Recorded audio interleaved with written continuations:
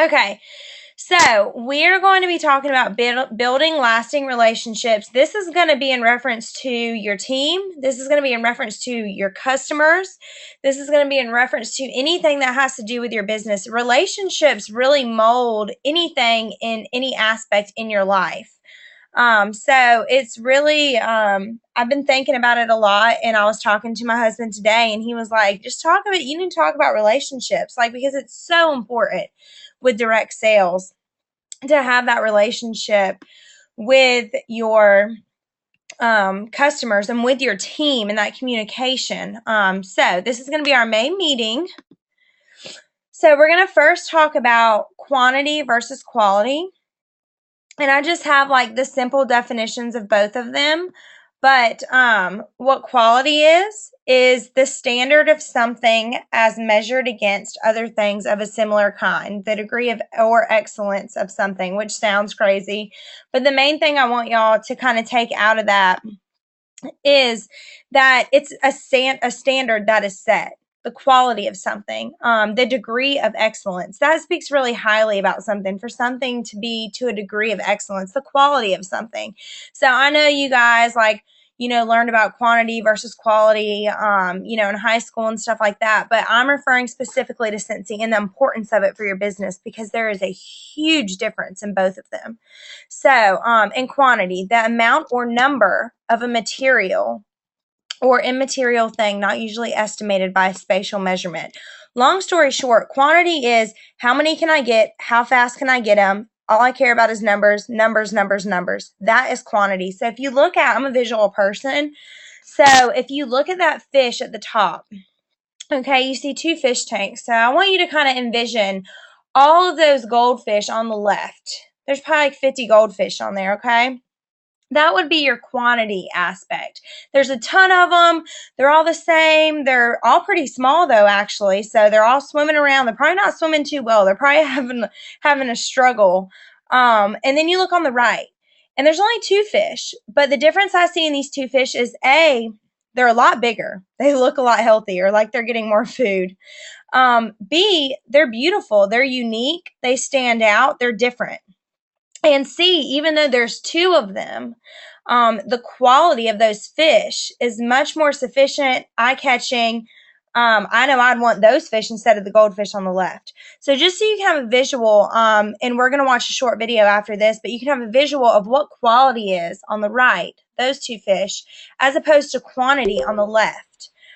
There is a huge difference in quantity versus quality. And so tonight, one of the main things I want you to be thinking about is, what in aspect to your business do you want? Do you want quantity or do you want quality in your team? It's really important in your team, especially though with your customers. You want to show, just like anything you've ever seen, like if I saw something that said quality work, I would rather go to them than, oh, I can do this like the fastest in 5 minutes. No, I wouldn't want that, because that would be cheap. That wouldn't be good work that somebody would do. So I want you guys to kind of think about tonight. One of the things, if y'all have a notepad or anything, write down, like, how does this apply to my business? And what do you want your customers and your team members to say about you?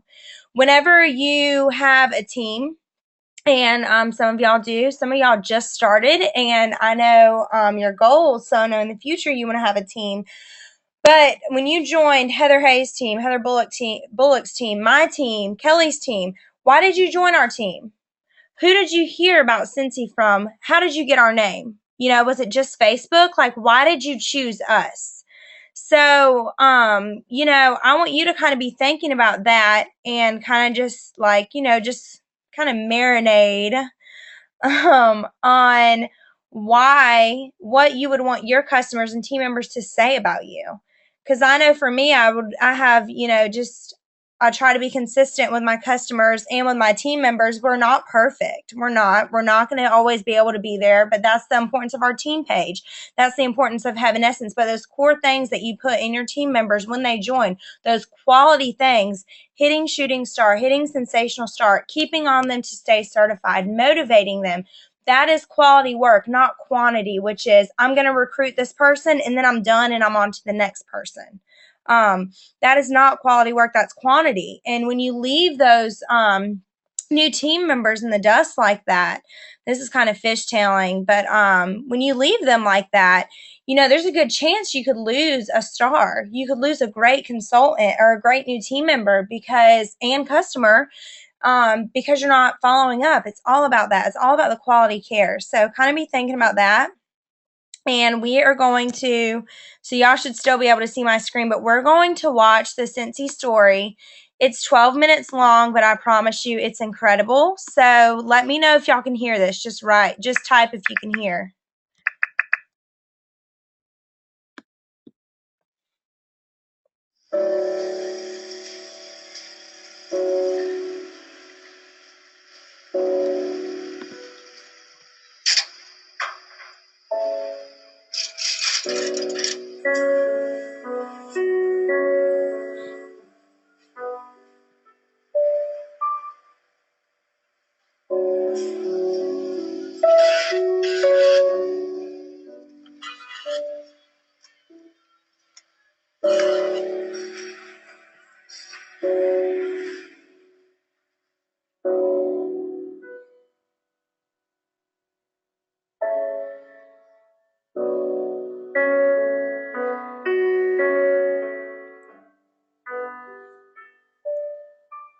Orville was a serial entrepreneur.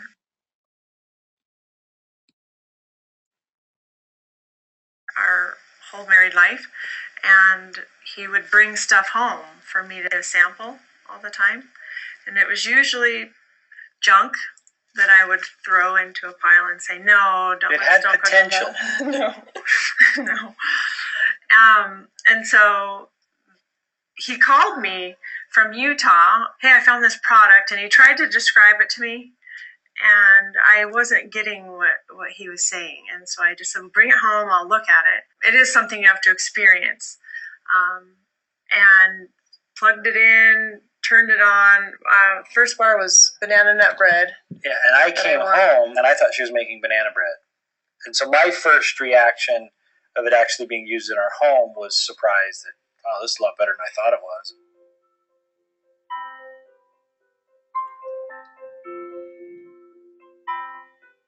We were kicked in the teeth entrepreneurs at the time. I didn't think that I had the chance to keep it going. I thought that I was done and I needed to go find a job somewhere.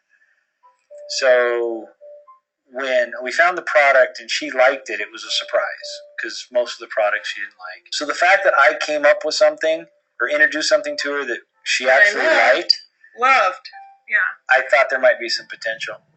But I was still trying to figure out in my mind how it was going to work, how we would be able to do it with all the debt we had, how we would be able to buy product, sell product, all of the details of entrepreneurship. I was pretty nervous about privately.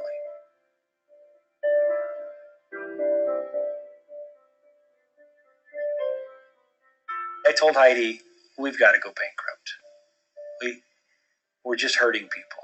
We're going to hurt more people if we don't stop this now. So let's, our first losses are our least losses. I'm going to cry. And it was tough. So I got resolved that was the best thing to do. And went and talked to Heidi.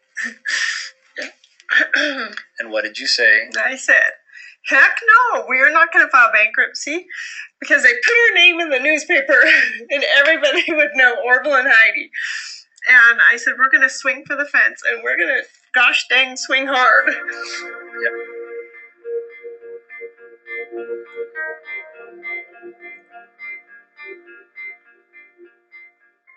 They bought the company, brought it back up here. My husband and I, we helped him unload the truck. And it was just a little pickup full of stuff. And we put it in the container, the huge container down there on the farm. Orville said, we got to make it ourselves. We have to make our own bars. He experimented and he started making the bars. And I would shrink wrap them and my husband would label them. I still had to make a living. And so I went and I was selling ShamWows and car wax. And Junk. Things you see on late night TV. Yeah. So I had to make the product while I was doing the fairs and shows and send it to Heidi so that she could package it up and fulfill the orders.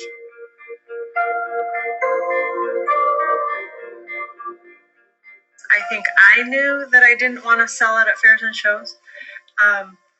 And so I just started researching, and I came across the Direct Selling Association online. And it was 18 days between the day we brought all the product home and the day that the Direct Selling Association was having their annual meeting. So it was sometime in between May 1st and May 18th that I came across this, and I said, you should go to this meeting. So we scraped together money for him to attend, and he went and came home and said, we're going to do direct selling.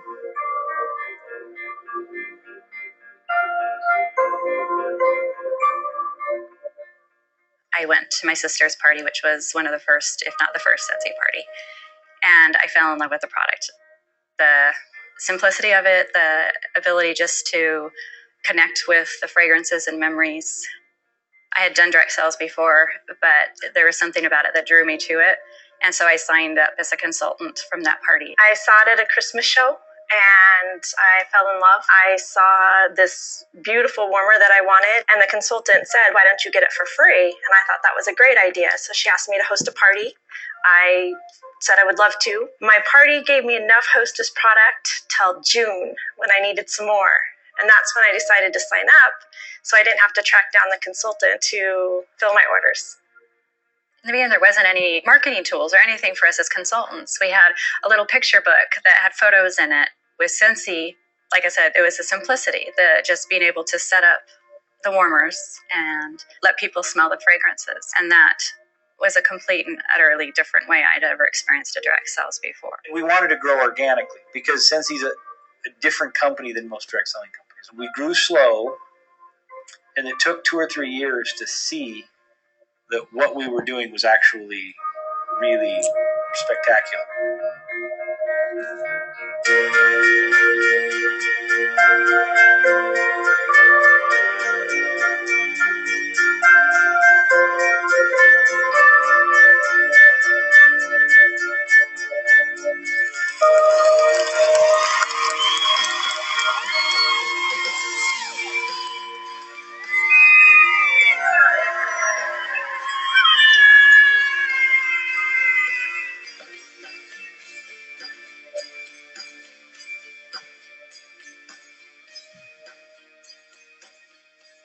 Obviously, when Orville and Heidi first started the company, they didn't have any choice but to bootstrap. The initial and original consultants that we had saw what they were willing to do and what they were willing to personally sacrifice.